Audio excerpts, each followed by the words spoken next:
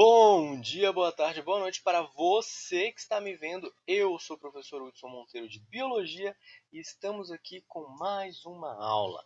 Agora para falar sobre embriologia geral, beleza? Então primeiro eu falarei sobre embriologia geral, depois eu falo sobre como que isso é nos mamíferos, que é um pouquinho diferente do que a gente vai ver nesse módulo de embrio geral. Beleza? Antes da gente ir para a aula, já deixa o seu joinha aí, porque você já assistiu uma outra aula minha, então você sabe que a aula vai ser boa, então já deixa o seu joinha para você não esquecer. Se você ainda não assistiu nenhuma aula, então eu espero. Assiste, se você gostar, você dá seu joinha. Mas eu tô sentindo que você vai gostar, hein? E já se inscreve aí para não perder mais. Sem mais delongas, vamos para a nossa aula de hoje.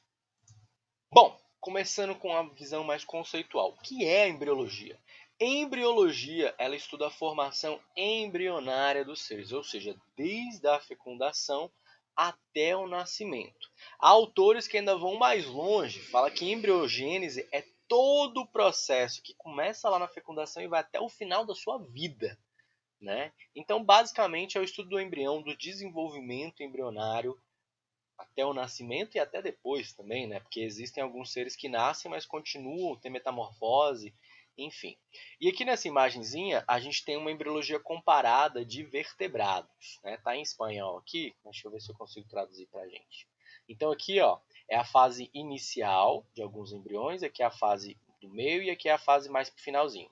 Então aqui é o de peixe, então peixe inicial, médio, final. Aqui é o de uma salamandra, inicial, médio, final, perto para nascer. Aqui é de uma tartaruga, inicial, médio, final, né? Aqui é de galinha, aqui é de porco, aqui é de vaca, coelho e aqui é de humano, né? Então, perceba que lá na fase inicial dos embriões, eles são bem parecidinhos. Isso não é à toa, tá? Existe um motivo para isso, né? Que é por conta da evolução das espécies, mas isso é tema para um outro vídeo, né? Mas a embriologia comparada é uma das evidências que a gente tem do processo evolutivo dos seres vivos.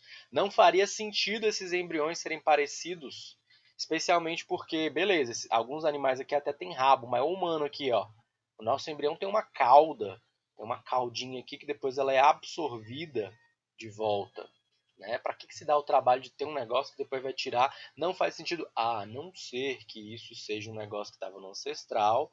À medida que as espécies foram divergindo ali no processo evolutivo, algumas perderam algumas características, mas o embrião ainda mantém essa característica básica, digamos assim, né? Mas aí na aula de evolução a gente explora melhor isso. Beleza?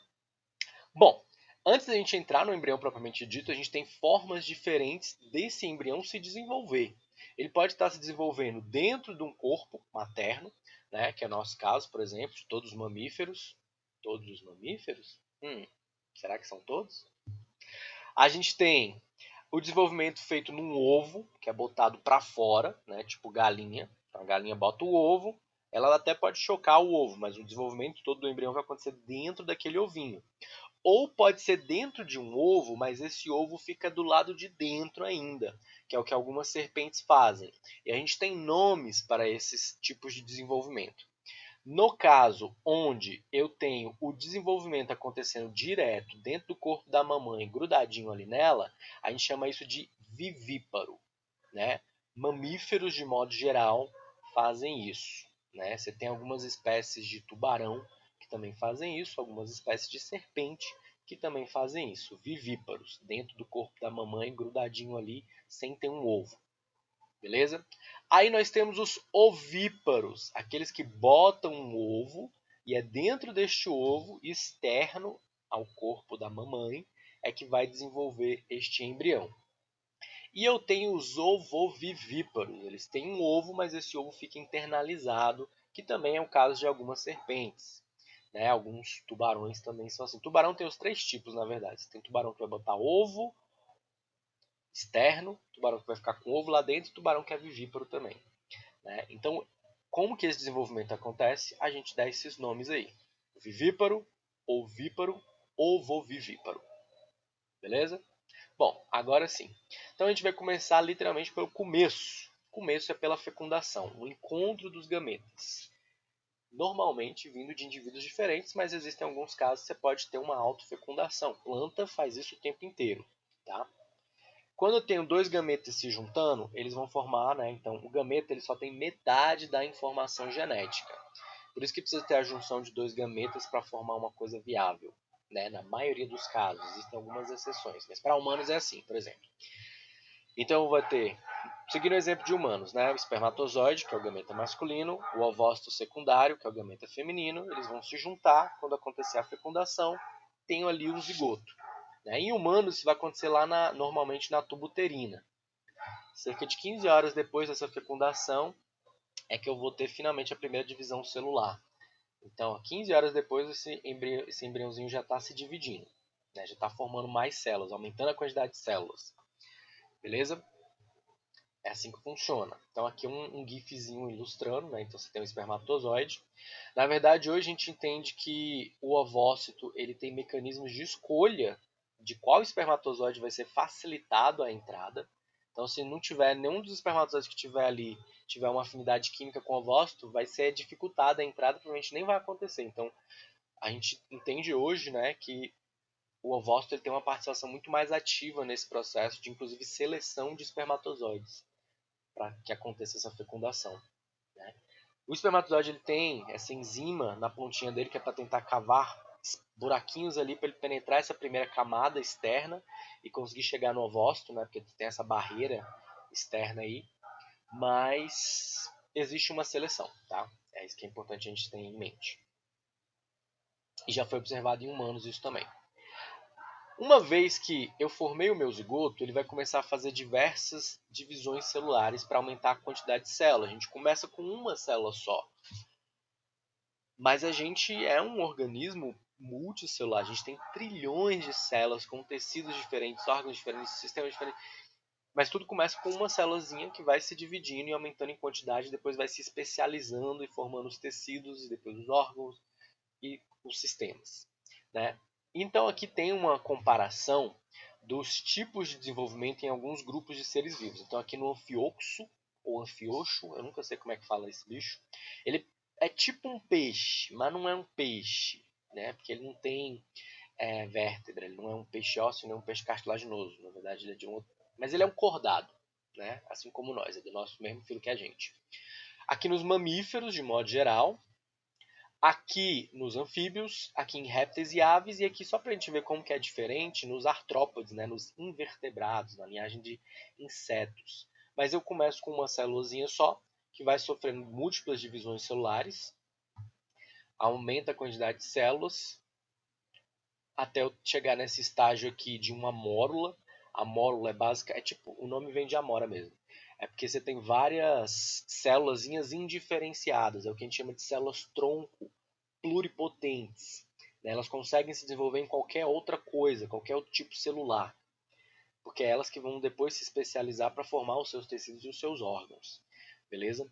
Então na mórula eu tenho ali um monte de célula, mas é um maciço de célula. Se eu cortasse aqui no meio, lá no meio ia ter um monte de célula também. Né? Então é um negócio maciço. Aí o que acontece? Da mórula para o próximo estágio embrionário, eu aumento a quantidade de células, mas acontece isso daqui também. Ó. Presta atenção aqui na minha mão. Ó.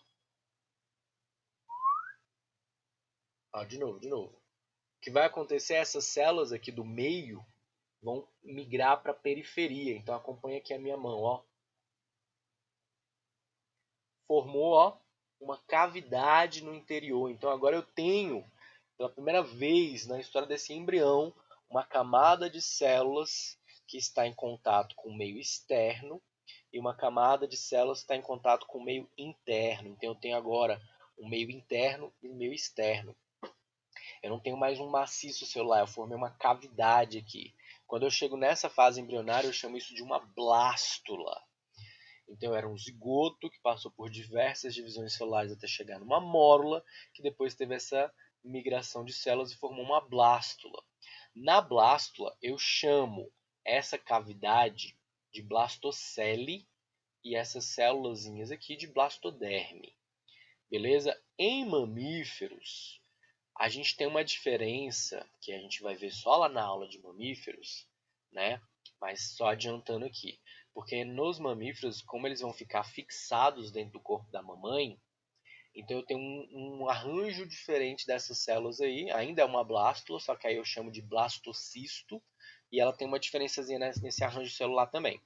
Mas em répteis e em aves acontece a mesma coisa. A diferença é que répteis e aves eles estão presos dentro de um ovo.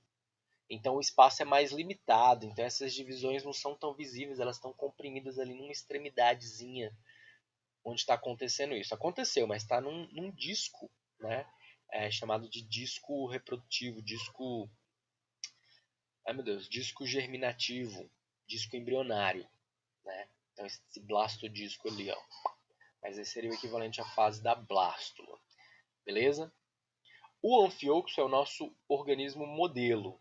Foi nele que foi estudado esse processo, depois a gente viu que funciona igual, né, para os cordados de modo geral, bem similar na verdade, igual não, similar, né, para os cordados de modo geral.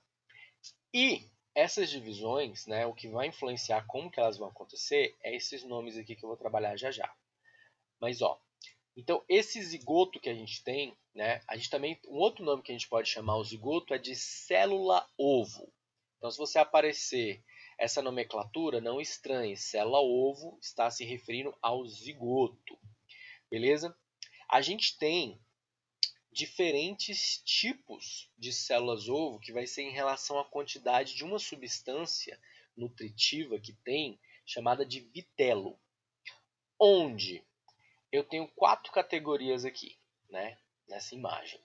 Essa daqui é o oligolécito. Então ele está botando que está aqui o núcleo dessa primeira célulazinha, lembra que o zigoto é a primeira célula, né?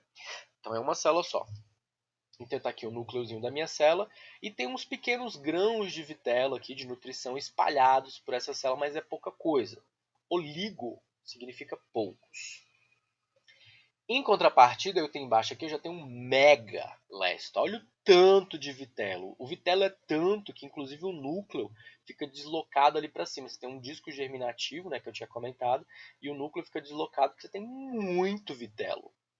No meio termo eu tenho um mesolécito, né? Ele tem uma quantidade de vitelo maior do que esse daqui, só que distribuído desigualmente, eu tenho muito mais vitelo de um lado que do outro, né?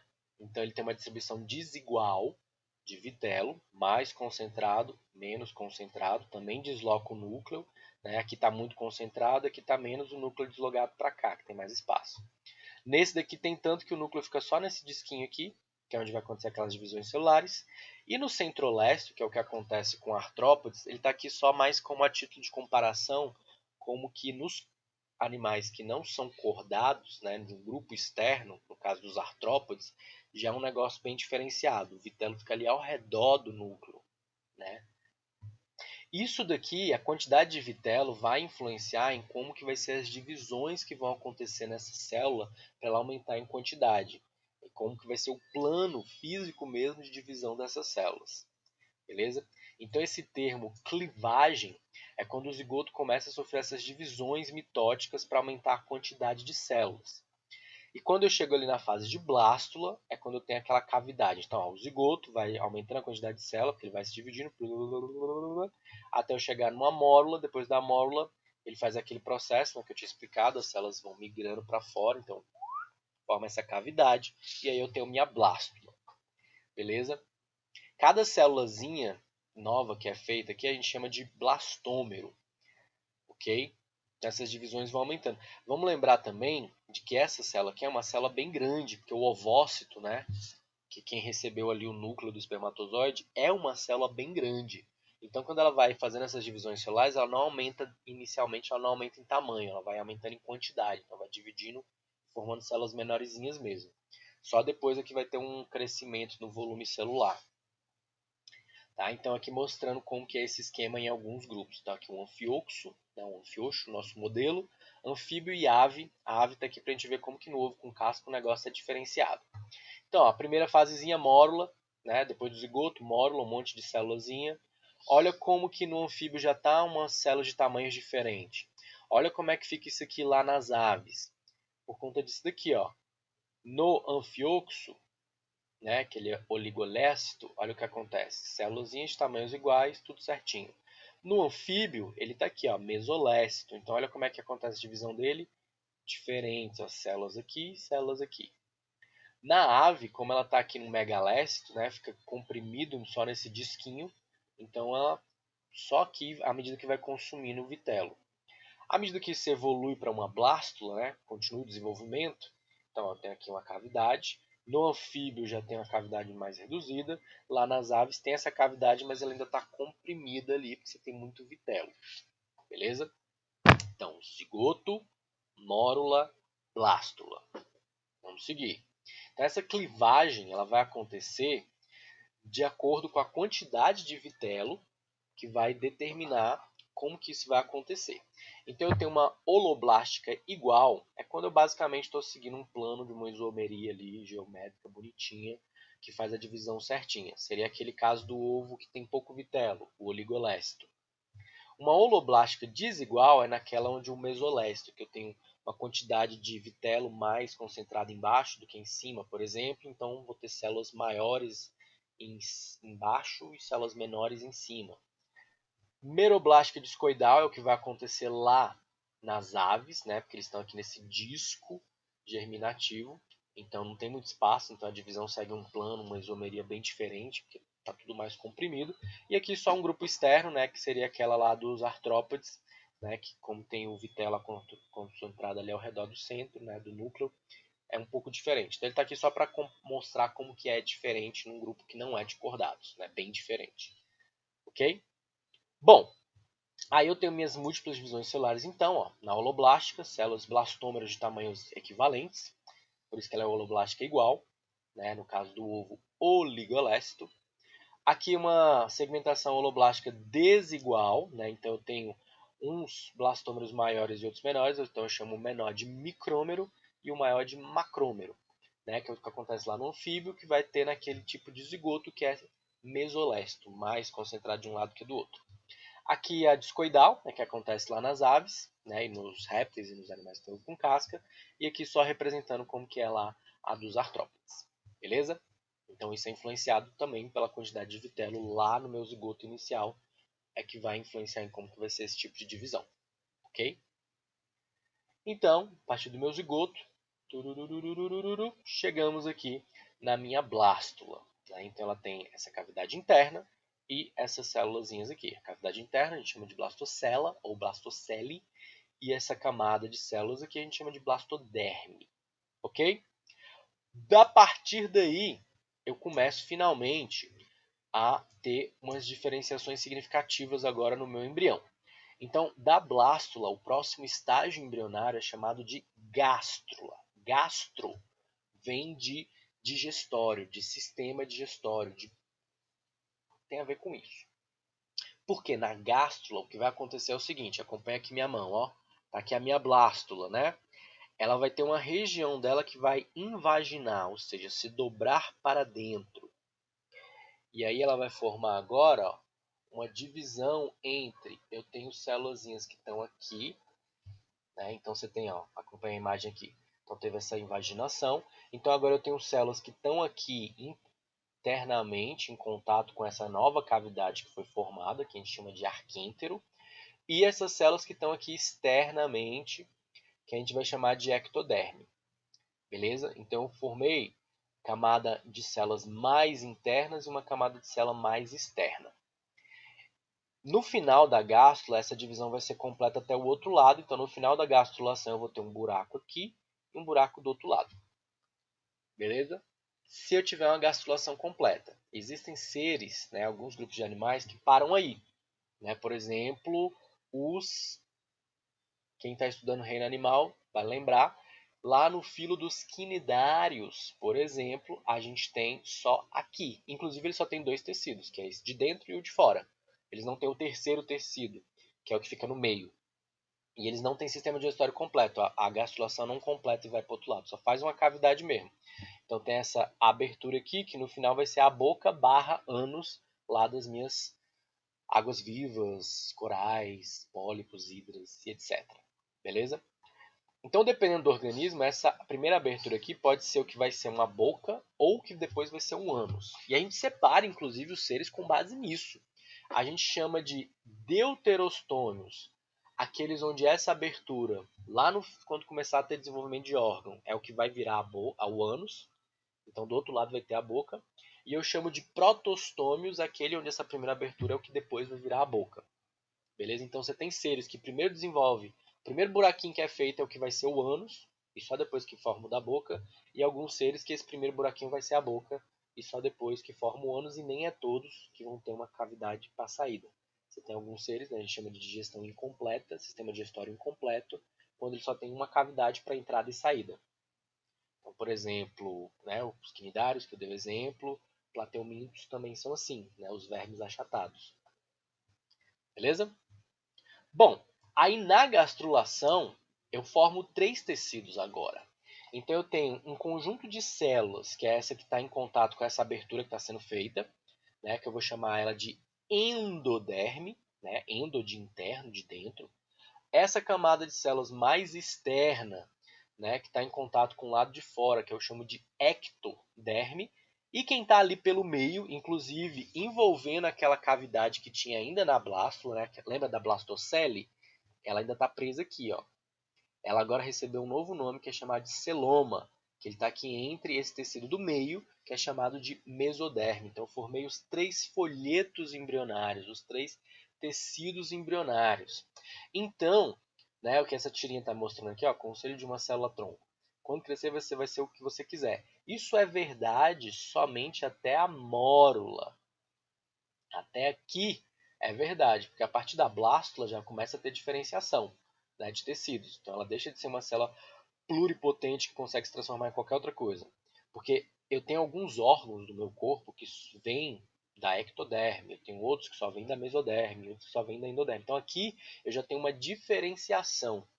Porque a gente começou com uma célula só, gente. Era uma célulazinha só. Então a primeira tem que aumentar a quantidade de células, se organizar, estabelecer um lado de dentro e um lado de fora, né, que é o que aconteceu lá na blástula. Aí depois ela teve a gástula, porque a gente tem um tubo que passa pela gente, né, o tubo digestório, ele tem uma entrada e uma saída. Então você tem um tubo que passa por você e você tem coisas que estão próximas desse tubo, que estão longe desse tubo. Então o embrião ele vai formando essa estrutura 3D até a forma de blástula, ele é uma bolotinha. Durante a gastrulação ele já fica maior, fica mais comprido e alongado. Ele já tem uma forma mais tridimensional, compridinha. Antes ele é uma bolota, mas ele vai aumentando em quantidade. E quando termina a gastrulação, eu tenho um orifício aqui que é para entrada e um orifício que é para saída, ou vice-versa, né? Depende. Se for um deuterostômio, o primeiro orifício é o que depois vai ser o ânus e do outro lado a boca. Se for um protostômio, vai ter primeiro a boca e, se for o sistema digestório completo, do outro lado o ânus. Então é aqui que eu começo a ter a diferenciação dos tecidos, beleza? Então vamos ver como que é isso nos acompanhando. Então, ó, no fioxo, ó, começa aqui, e quando eu estiver lá na fase na gástrula avançada, eu já tenho aqui essa cavidade, né, que é o que vai ser o arquêntero, que é a cavidade que está ali nessa daqui, e aquele negócio que estava espremido aqui, que antes era a blastocele, né, o que a gente chama de celoma, beleza? Olha em aves como é que fica esquisito, tudo comprimido. Mas aconteceu também, né? Mas como está no ovo com casca, a coisa fica mais esquisita, mais comprimida. Beleza? Bom, aí a última etapa que tem, antes de começar o desenvolvimento dos órgãos, é uma neurulação. A neurulação é a formação dessa fase embrionária, que é a neurula, onde eu vou ter lá na ectoderme, né, a partir dessa célula externa, numa regiãozinha dela vai passar um negócio chamado de notocorda, né, que vai ser originado a partir da mesoderme. É como se fosse um cabo guia. Então forma a notocorda ali da mesoderme e aí em cima dessa notocorda, a ectoderme que está ali, ela vai fazer isso aqui. Ó. Acompanha a minha mão, ó, ela estava ali, né? Plana ou arredondadinha, ela vai fazer isso aqui, ó. E formar um tubo, ó. Opa, formou um tubo. Esse tubo é o tubo neural, o tubo nervoso, que é por onde vai se organizar o seu sistema nervoso. Então ele vem de células que eram do lado de fora, mas que se fecharam, formou tipo um U e veio e fechou. Então a notocorda é quem dá esse cabo guia para dizer, ó, aqui em cima então se organiza, fecha essa célula. Beleza? Depois disso, o meu embrião ele já tem o pacotão básico para ele começar a fazer os outros órgãos, né? Então fazer essa diferenciação maior. Então esse GIF esquemático está mostrando desde o zigotinho, ele vai aumentando a quantidade de células, chega aqui mórula, aí blástula, aí começa a gastrulação, perceba que o embrião já está mais tridimensional, já tem aquela forminha de girininho, aí neurula, já começa a formar os órgãos, né, a organogênese, aí começa a ter, no caso aqui é de humano, já tem uma forma mais humana, deixou de ser aquele ETzinho, até vir o nascimento. Então passou por todo esse desenvolvimento embrionário. Então, zigoto, mórula, blástula, gástrula, neurula, e aí vem a organogênese, né, a formação dos órgãos. E aí, cada um desses tecidos embrionários vai dar origem a tipos específicos de células. Então, olha só, da ectoderme, aquela mais externa, eu vou ter, né, as células aqui mais externas da minha pele, eu vou ter do sistema nervoso, porque a gente viu que ele foi formado pela ectoderme, né, lá na neurula, que se formou aqui, os melanócitos da pele, que é o que dá a cor, né, ali da região da endoderme, vamos para dentro. É o que está em contato com os tubos que você tem no seu corpo. Você tem o tubo respiratório e o tubo digestório, né? As células que estão em contato com esses tubos vêm da endoderme. Então, células intestinais, células do pulmão, tireoide, que está aqui, né? Essa glândula tireoide. E a mesoderme é quem está pelo meio. Então, vai ser o sangue, vai ser o osso, vai ser os músculos, a própria notocorda. Beleza?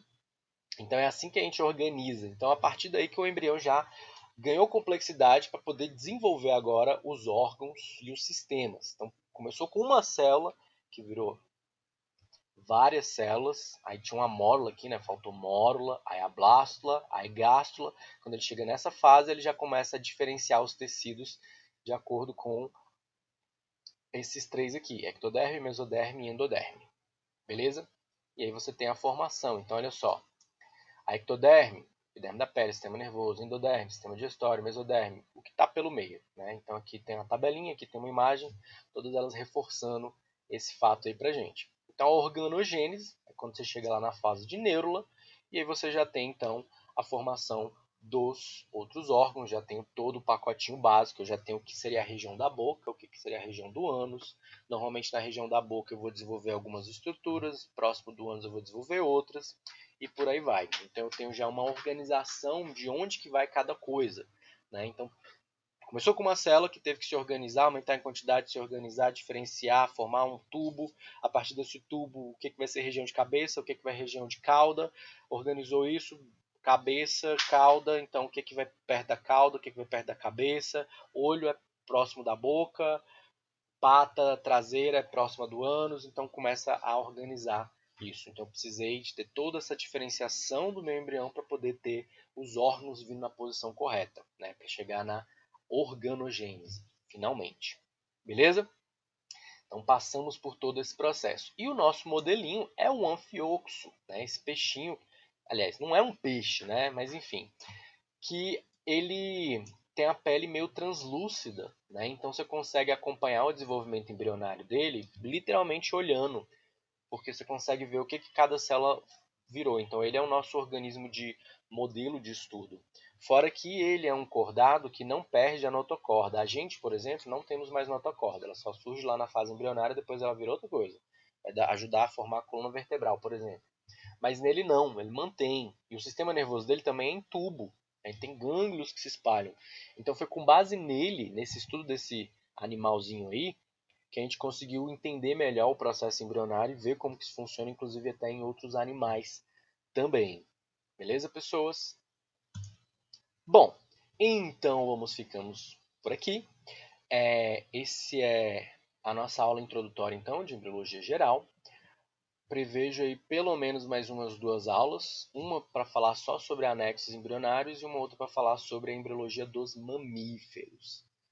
Talvez uma só para mamíferos e uma para embriologia dos mamíferos, né? Vamos ver como é que vai sair.